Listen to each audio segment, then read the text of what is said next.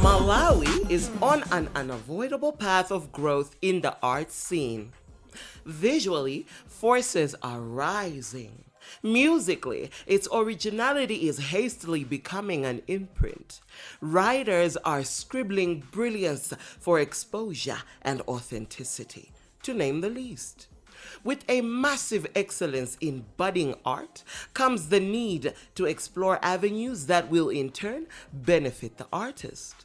My name is Miss Mbumba, and this is Art and Money, a program proudly funded by the Copyright Society of Malawi, COSOMA.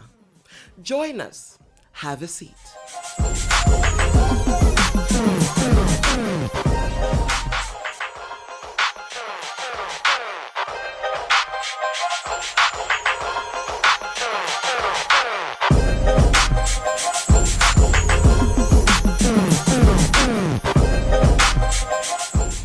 Hello.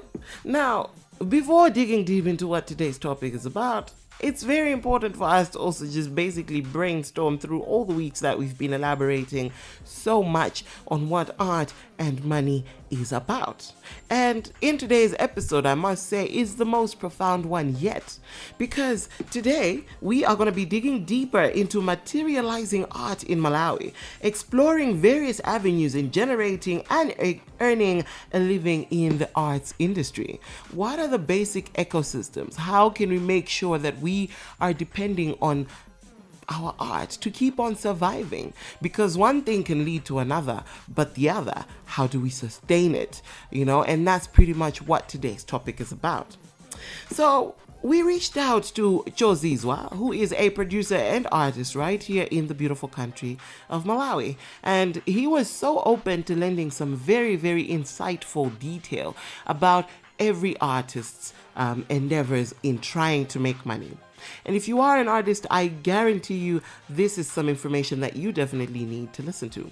So do not leave me alone. Keep it locked and don't touch that dial.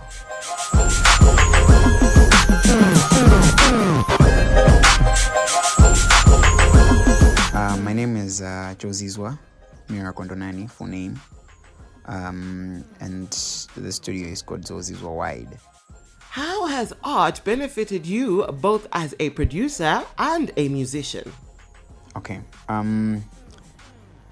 As a musician and as a producer, art has benefited me in so many ways. I actually consider myself to be one of the luckiest artists, I would say, because of the people that I've gotten to work with and generally the harvest that I've managed to get from music, because I have been able to work with people in bigger projects that have actually gotten me, I could say, a career. So I have benefited that more. I would say more as a producer / sound engineer than a musician. These things, they work hand in hand and they help each other. Being a musician helps me to be a better sound engineer, and actually being a sound engineer helps me be a better musician.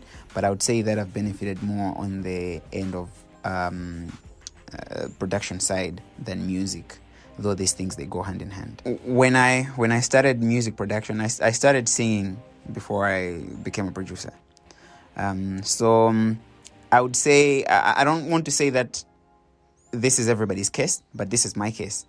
I think I started putting in more effort in my production and investing more in the production than in music, because I realized that this was the part that was bringing me more money. For example, I'm gonna release songs. So if I release songs, then it used to be most, if you get something out of your releases, it was usually shows. So you get bookings and then all that. So that was quite slow. But as a producer, I realized that I was constantly getting money because people were inviting, were coming to my studio to get me produce their stuff. And then I started working on voiceovers. I started working on adverts. I started working on film. I started working on different projects, radio, you know. So I ended up like broadening much, and I realized that, okay, so this is actually, as a producer, that's where I've interacted with so many corporate institutions than as an artist. I have worked with corporates as an as a musician, but not as much as a producer. I think that has also just made me invest more as a producer, buy more gear. If music had done that for me earlier, I think I would have channeled most of my finances and efforts to the music. People that know me well, they will actually agree with me that I'm not like constantly releasing content. And I mean, I just released my latest song, but it's been a year before I did that. Not that I'm sidelining the music. I want it like that, but it was also because I was putting much more effort on sound engineering. Yeah, so that's where I've been like mainly focusing lately. How do you balance the artistry and livelihood in one?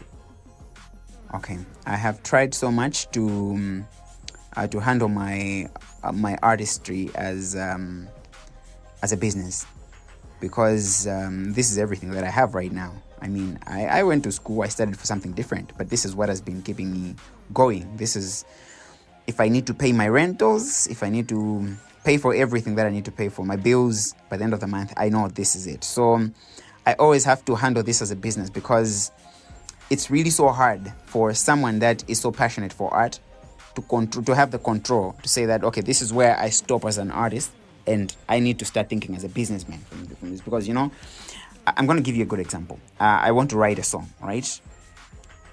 The urge, when every artist will agree with me, when you have like an urge to get a song done, there is literally nothing that can stop you. So if you want a song to be done in 2 days, you're gonna do it. Even if you don't have money, you're going to borrow money to go to a studio. If you need to go to a studio, you're gonna borrow money and say, I need to get this idea done in like 2 days. You would even reach that point of borrowing money. So the urge is like, it's because it's in you, so much in you. So you want to get it done without anyone forcing you. But now, if you're always doing this, you end up compromising the business side. For me as a producer, because someone is gonna come. I've had issues where someone is calling me and say, dude, I need to come and record something, but I'm in the studio, I'm writing my own song right now, like I'm working on my own song. So I have to say, okay, I can continue this later, or I need to make a decision. I'm not saying every time I have to cancel my plans, no, but I need to strike a balance between, you know, knowing that the urges that come as an artist do not have to overcome the business side of it, because it's very important for me to think of the business side, because that's where I actually get to sustain myself. So it takes a lot of discipline. It's taken a lot of discipline, a lot of planning, and actually trying to set principles for me as a person that, okay, this is as far as the artistry is going to stop, and this is where the business is going to take over, and this is as far as the business goes, and this is how I'm going to prioritize mine. This is why I was saying that sometimes you see me put more effort in sound engineering, because I mean, my life needs to keep going as a business person. So I'm a business entity, yes, but I'm more of a business entity than an artist. I'm not ditching the artist part of me, but I would love to say that I care about the money first. Now, how best, as an artist, can you describe art as a business? As an artist, I always believe that art is a business, and this is okay. So most artists start off as a hobby, you know. Most people will be like, okay, I just want to satisfy this, you know, this hobby. But I remember I was recording this friend of mine. She's Irish. She has kids, so she bought books for them, and then she was like, you know what? I actually want to try to read the books for them, for the kids, right? Recorded. So I want to come and actually have audiobooks for the kids. So these are bedtime stories and everything. So I was recording, and one day she said, "How much do I owe you?" Then when I mentioned how much I was owing her, because she was owing me, because this at this point she had read a number of books, so it was now a big amount. So when she was asking me how much she's owing me, and I told her the amount, she was like, "Oh, this is actually an expensive hobby." So when she said an expensive hobby, I was like, okay, our hobby is supposed to be expensive. I was like, okay, so this is where actually hobbies can actually become businesses, because the moment something is actually taking out of your pockets, it also needs to find a way of bringing back. When she asked me that question, we're like, you know what, we actually need to start thinking of selling this thing, because now if it's taking so much out of your pocket, then there is actually a need for you to think of returning the money back. So art, mostly music, we're talking about music right here, right? Takes a lot out of an artist. If you want a good music video right now, you can never shoot a music video and everything budgeted in there. Like the cheapest you're gonna get is like 300,000, and this, I'm saying the cheapest. That's the cheapest you're gonna get, because if you'll be lucky to find someone to shoot a music video for you at 150. But you need food, you need clothes, you need props. People don't budget it like that. But even people will be more surprised to see that one of the cheapest music videos you're going to shoot is going to be 500,000. Maybe sometimes you're going to be lucky to find friends, or maybe friends to say, I'm going to help you with this, I'm going to help you with this. But if you put that into monetary value, you actually see that there's 500,000 minimum, or even more, Music videos go up to maybe 2 million. If you're putting so much, you need to start thinking about it as a business. You need to start thinking about bringing back what you've actually put there. So first of all, people need to calculate how much they're putting in, because if you're not calculating how much you're putting in, you end up just putting in millions and millions and not knowing that you're doing that, because it's art, it's passion. So you don't really realize that you're spending that much. But the moment you start realizing how much you're investing into that, it will actually help you think of ways, of actually bringing the money back. So art is actually supposed to be a business, because nobody is going to invest their time, their precious time, their money into something they want to give out for free, unless you're planning a charity, a charity thing. But everybody, we go to work, we're investing time and money, our knowledge. I wanted to say intellectual property. We invest a lot of that. So this is your time, this is your money.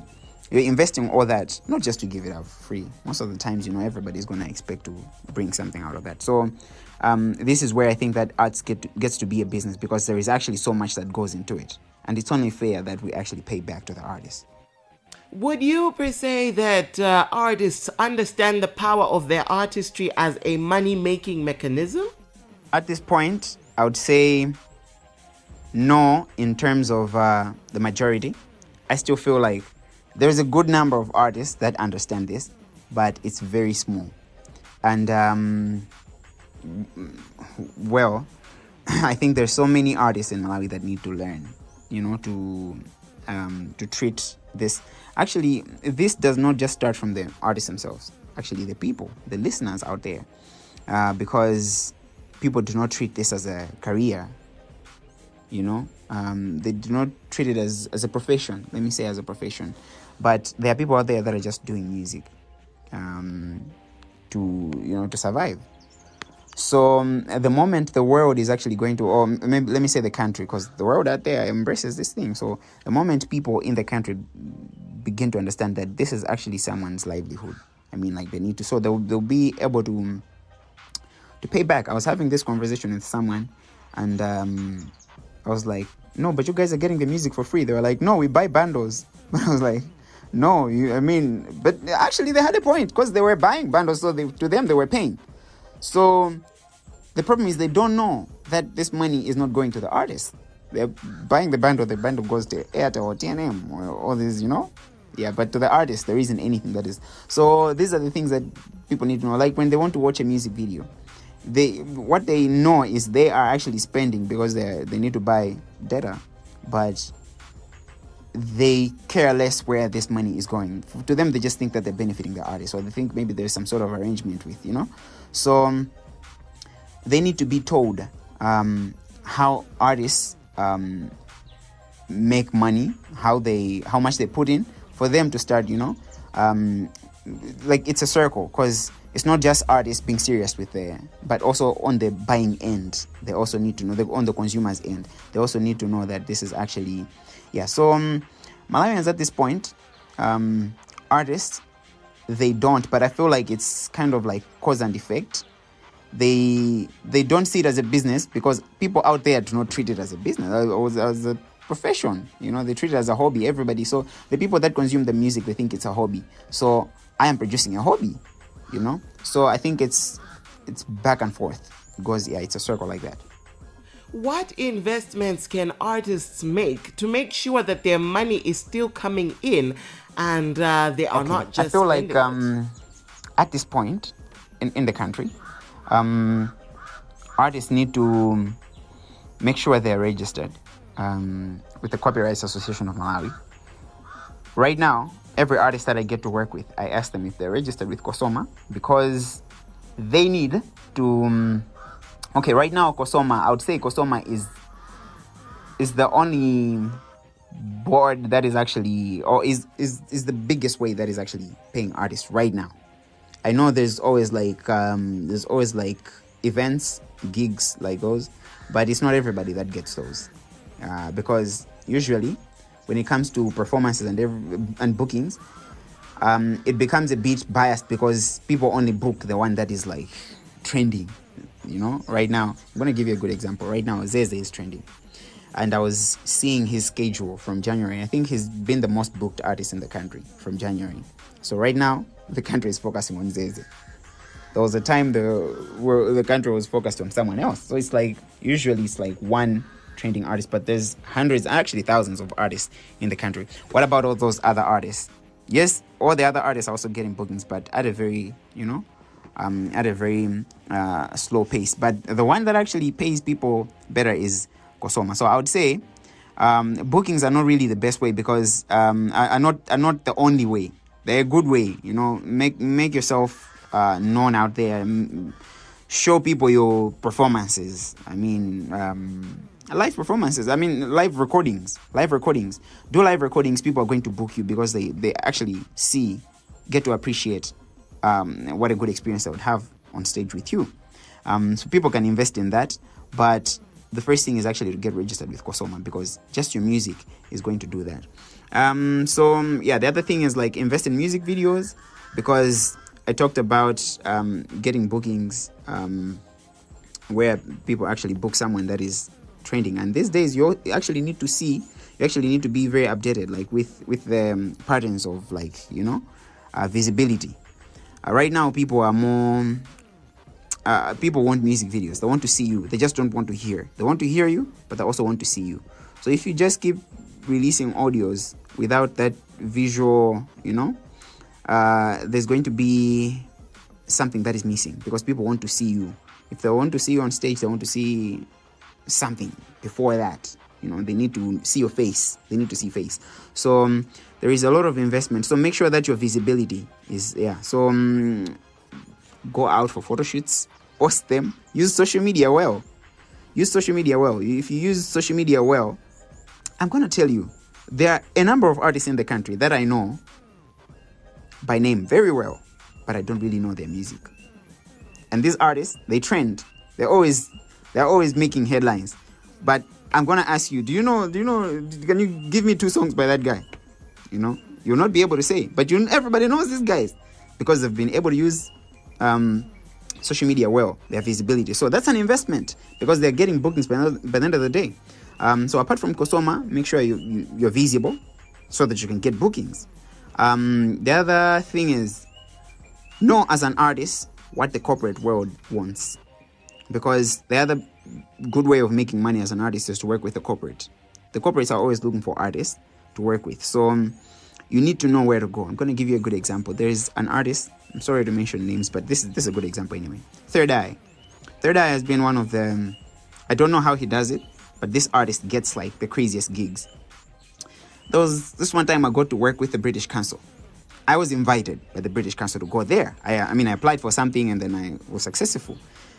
Third Eye, I didn't see Third Eye anywhere. I didn't see him apply. I didn't see him like in the process. But on the day of the event, he was there, sitting in the audience, just answering questions. He was just like anyone else that was just coming to see the event. Then when I saw this guy, I was like, okay, I know most of these guys are corporates, but this guy is an artist. What is he doing here? Then I was like, oh, okay, I think this explains why this guy gets all the gigs. He knows where the stuff is at. I mean, I didn't understand who told him, because if I wasn't invited, if I didn't apply for this thing, I would not have known that there was this thing going on. But he knows where to get the things. So only if artists are going to also educate themselves. I mean, like, there's always going to be an investment, right? You need to invest in learning where the corporate is at and where you should go, where you should be. So you need to make your research. Ask people, find connections, ask people. So it's going to be easier for you to blend into the corporate world easily when you actually know what they're doing or what they're up to. So yeah, that's one thing that I would actually. The other thing is probably one of the most important things is it's always a wise thing to do to not have all your eggs in one basket. So artists, you only have a limited amount of time when you are very relevant. This is the time that you get to make all the money, and then someone else comes and takes over.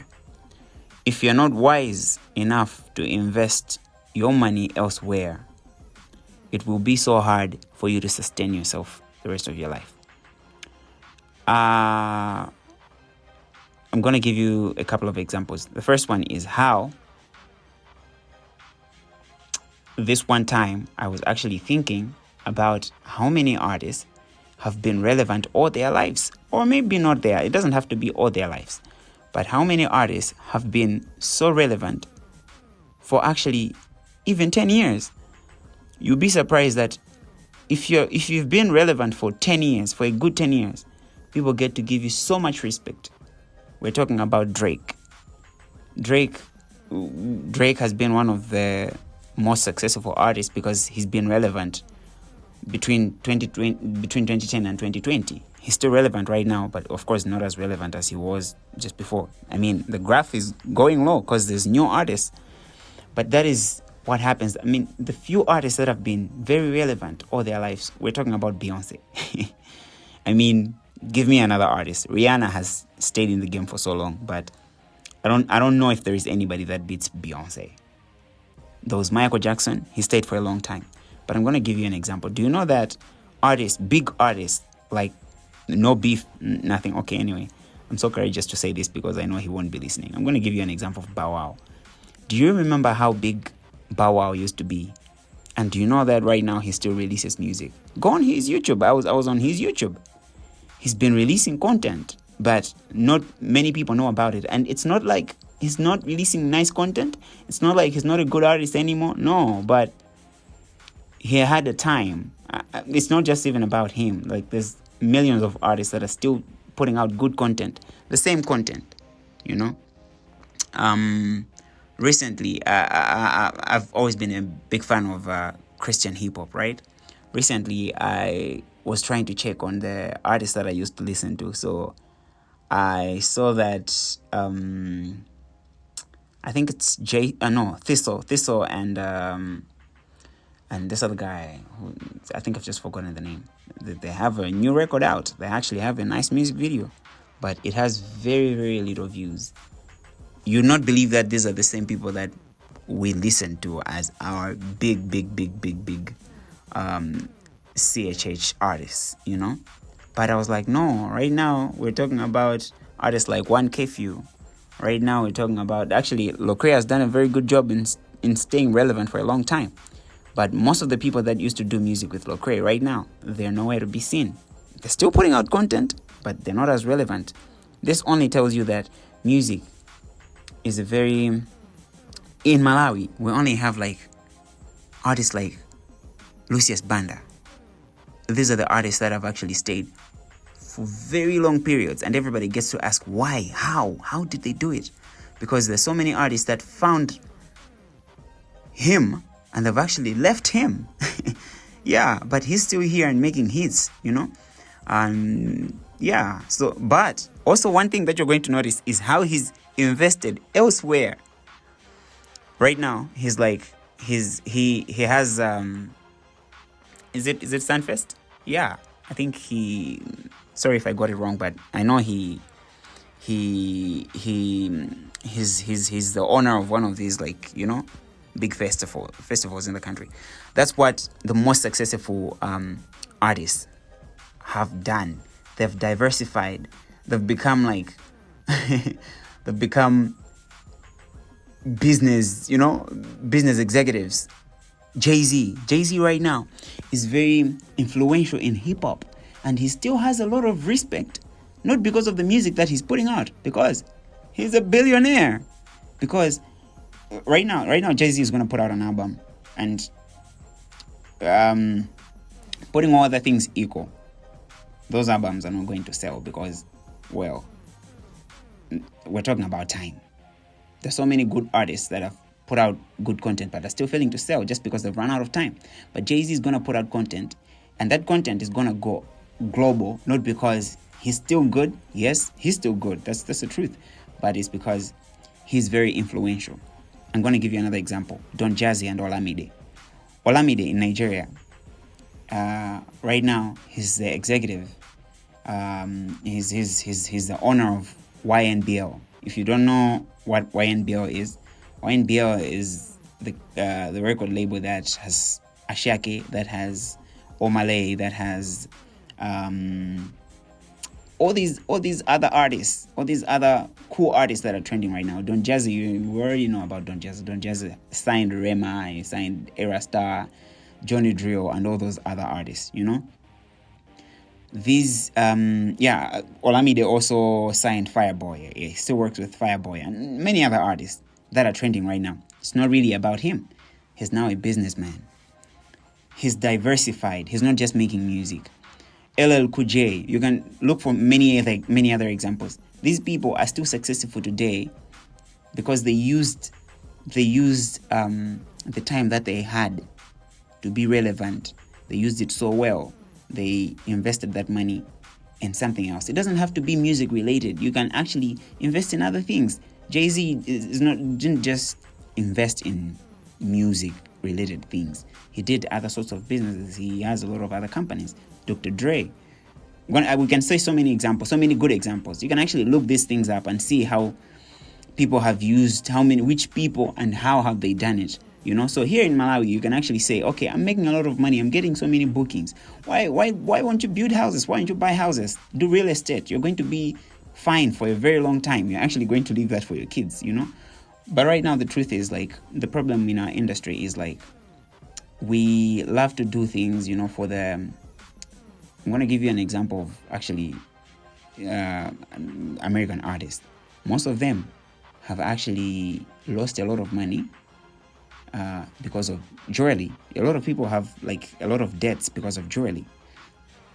It's not really important. I mean, that's the truth of the matter. It's not really so important. It's about how you look, how the world sees you. You're just trying to flash out money, the money that you have. But if you look at the actual investments that you would make, it wouldn't be things like this. So we need to stop living for Instagram. We need to stop living and we need to get down and just think about the real things that will matter when the music stops. Anyway, that's what I wanted to say. So, yeah. That was a very, very interesting conversation. And trust me on that, I took so much more than I gave into that conversation. Of course, if you are just joining us, this is Art and Money, a show that comes to you every Monday from 11 o'clock. But I'm looking at the time. I definitely need to step out of the studio. Do remember that this show will definitely be coming to you courtesy of Kosoma or the Copyright Fund. Be there next week as we keep unraveling so much detail, so much information that every artist, I believe, needs to hear. Adios and bye-bye.